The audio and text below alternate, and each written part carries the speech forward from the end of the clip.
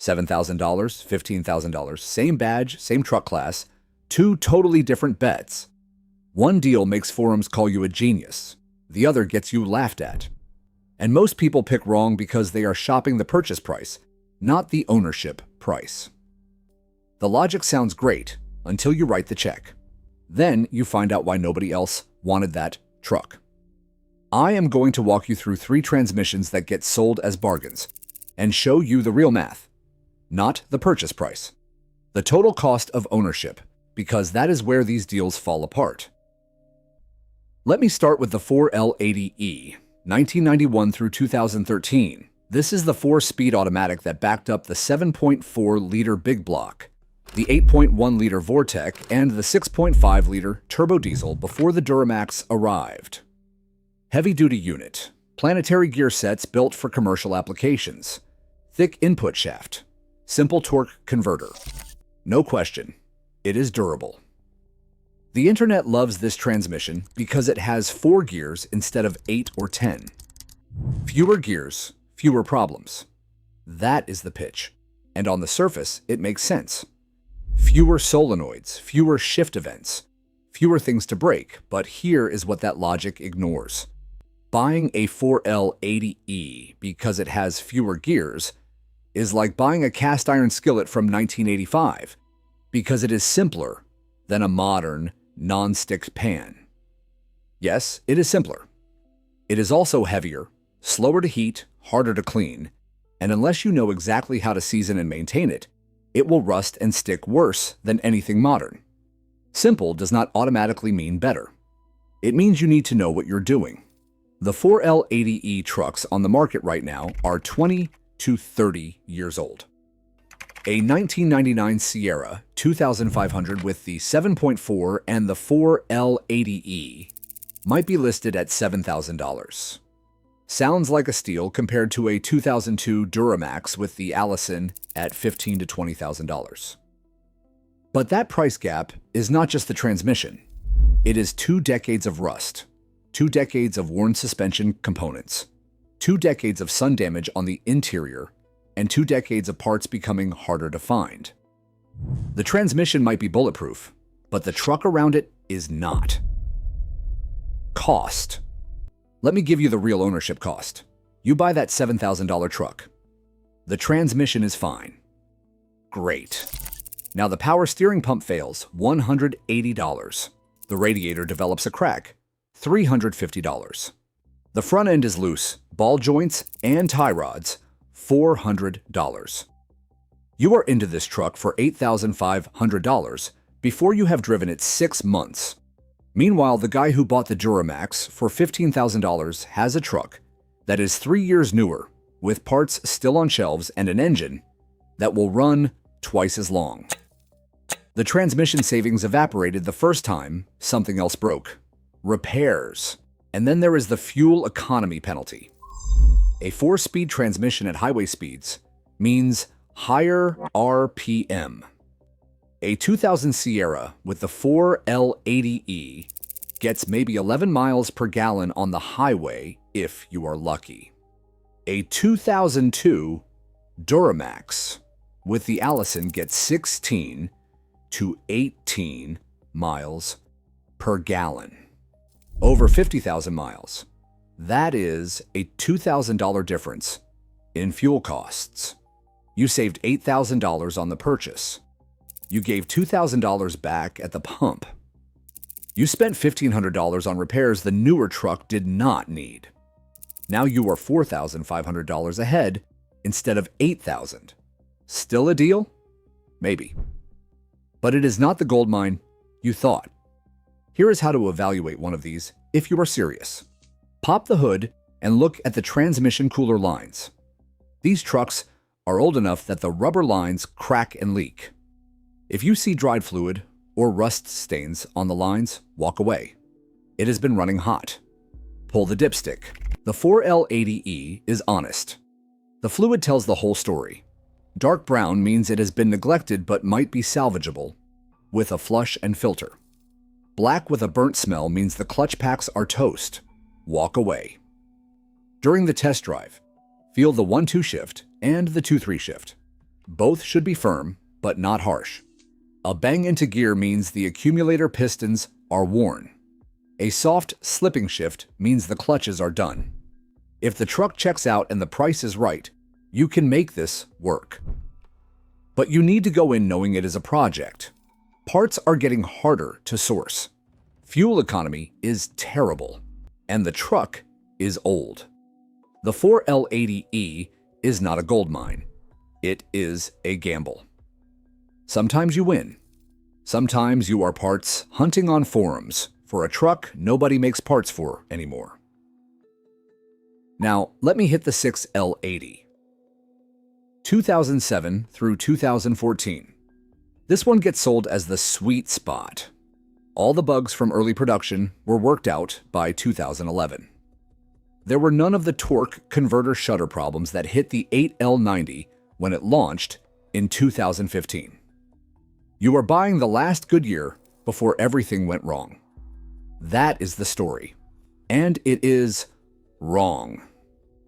The 2011 to 2014 window is not a sweet spot. It is the last year of the old floor plan before the foundation problems were discovered. You are not buying the best version. You are buying the last version before the manufacturer realized they had a problem and started fixing it. That is not a gold mine. That is a gamble. Here is what actually happened. The 8L90 launched in 2015 with a torque converter shutter issue. It was bad. Class action lawsuits followed. Technical service bulletins stacked up. GM spent 3 years chasing the fix. By 2018, they had it solved with a new torque converter design and updated control software. The problem was solved. So when someone tells you to buy a 2013 Sierra with the 6L80, because the 2015 8L90 had problems, they are giving you 3-year-old information. The 2019 8L90 is better than the 2013 6L80 in every measurable way. And the market knows it. That is why the 2013 is cheaper. But let me go deeper. The 2011 to 2014 6L80 trucks have their own issue that nobody talks about when they are selling you on the sweet spot. Active Fuel Management, AFM. The system that shuts down half your cylinders to save fuel also eats camshafts and lifters. The 2011 to 2014 5.3 liter with AFM is one of the most documented failure patterns in GM truck history. You can delete it. A range device costs $300 and plugs into the OBD port. Or you can do a full mechanical delete for $1,200 to $1,500. But now, your $7,000 sweet spot truck needs another $1,500 in modifications just to prevent a known failure. Add that to the total cost. A customer brought me his 2012 Sierra last year. 6L80 5.3, 140,000 miles. He bought it because a YouTube video told him it was the sweet spot. 3 months later, the lifter started ticking.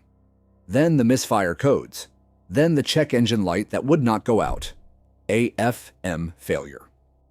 I quoted him $2,800 for a cam and lifter replacement. He was devastated. He thought he bought the smart truck. He bought the truck everyone said was smart without understanding what that truck actually needed to stay reliable. If you are shopping this generation, here is the real test. Ask the seller about AFM. If they do not know what you are talking about, walk away. If they say it has been deleted, ask for documentation.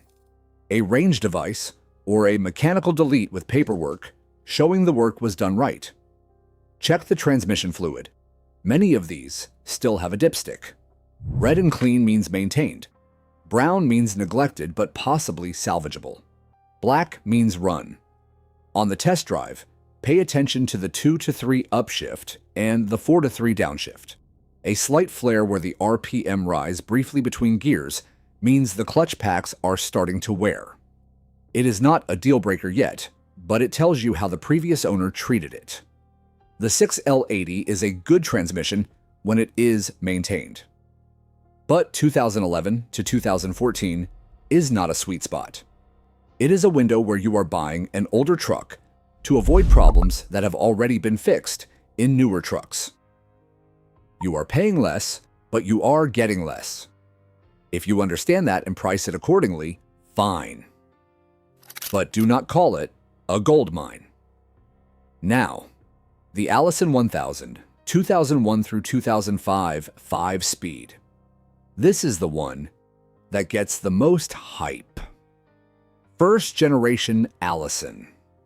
Same case as the 6-speed, same core components, same legendary durability. The only difference is one gear, an overdrive ratio for highway cruising. The 6-speed saves you 1 to 2 miles per gallon on the highway. That is it. So why is the 5-speed truck $8,000 to $10,000 cheaper? Because it is not just the gear, it is everything else. The 5-speed Allison came in 2001 to 2005 trucks. That means you are buying a truck that is 20 to 24 years old. The LB7 Duramax in those trucks has injector failures, all 8 injectors, $4,000 to $5,000 to replace. The LLI engines that came in 2004.5 to 2005 have their own injection pump issues. These are not new problems. They are known, documented, expensive problems. The truck is cheaper because the truck is older and has higher risk. Paying extra for an Allison is like paying extra for a blue chip stock. Yes, it is stable. Yes, it has a track record. But if you buy the old version at a discount and then find out the company changed the dividend structure 4 years ago, you did not get a deal. You got an outdated asset that requires more maintenance to produce the same return. Let me show you the real math. You find a 2004 Sierra 2500 HD with the Duramax and 5-speed Allison. 180,000 miles, $12,000. Feels like a steal. The same truck from 2008 with the 6-speed Allison is listed at $22,000. You save $10,000. Great. Now, 6 months in, the injectors start failing. You are into it for $4,000. The transfer case starts making noise. Another $1,800. The front suspension is clapped out. Ball joints, tie rods, shocks, $2,000. You just spent $7,800 on repairs. Your $10,000 savings is now $2,200, and you still have a truck that is 4 years older with worse fuel economy. The 5-speed Allison is not a bad transmission. It is a great transmission. But the truck it is in is not a gold mine. It is an old diesel with old diesel problems. If you are going into it knowing that, and you are handy enough to do your own work, you can make it work. But if you think you are getting Allison durability without Allison costs, you're wrong. The transmission will outlast the truck. That is the problem. Here is how to buy one smart. First, ignore the body. Dents, scratches, faded paint. None of it matters if the drivetrain is solid. Cosmetic damage is your negotiation leverage. Second, check the transmission temperature during your test drive. Bring a scan tool and monitor temps. Anything consistently above 200 degrees under normal driving means the cooling system needs attention. It is a $200 fix, new cooler lines, and a flush, but it is worth knowing before you buy. Third, ask about the NSBU switch, the neutral safety backup switch. It is the most common failure point on first-generation Allisons. Symptoms include no start conditions, erratic gear indication on the dash, and harsh engagement. The switch costs about $100 and takes an hour to replace. If the truck has these symptoms, you found a problem most buyers would walk away from and a repair that costs $100. Fourth, check for the spin-on filter conversion. Early first-generation Allisons used an internal filter that required dropping the pan to change. Many owners have converted to an external spin-on filter. It is a $50 kit that makes fluid changes dramatically easier. If the truck already has this conversion, the previous owner maintained it properly. That is a green flag. The first-generation Allison is not a gold mine. It is a known quantity with known costs. If you price those costs in, it might still be a good deal. But do not buy it thinking you are getting 6-speed performance at 5-speed prices. You are getting a 20-year-old truck with 20-year-old problems and a transmission that will outlast every other component on that truck by 100,000 miles. So here is what I need you to understand. When someone tells you a transmission is undervalued, ask why. If the answer is fewer gears, ask about fuel economy and parts availability. If the answer is right before the problem started, ask why the problems that came after have not tanked the value of the newer trucks. If the answer is same transmission for less money, ask what else you are giving up to get that price. The 4L80E is not undervalued. It is priced correctly for a 30-year-old transmission in a 30-year-old truck with 30-year-old problems. The 6L80 from 2011 to 2014 is not a sweet spot. It is the last version before the manufacturer started fixing the next generation. The first generation Allison is not a bargain. It is an old truck with a great transmission and expensive engine problems. None of these are gold mines. They are calculated risks. Sometimes the risk pays off, sometimes it does not. But if you go in thinking you found a secret the market missed, you are going to get hurt. The market did not miss anything. The market priced in every problem you are about to discover. If you want to buy one of these trucks, do it with your eyes open. Budget for the repairs. Plan for the parts hunting. Accept the fuel economy penalty. And if the total cost still makes sense, go for it. But do not call it a gold mine. Call it what it is, a cheap truck with cheap truck problems and a transmission that might outlast your patience.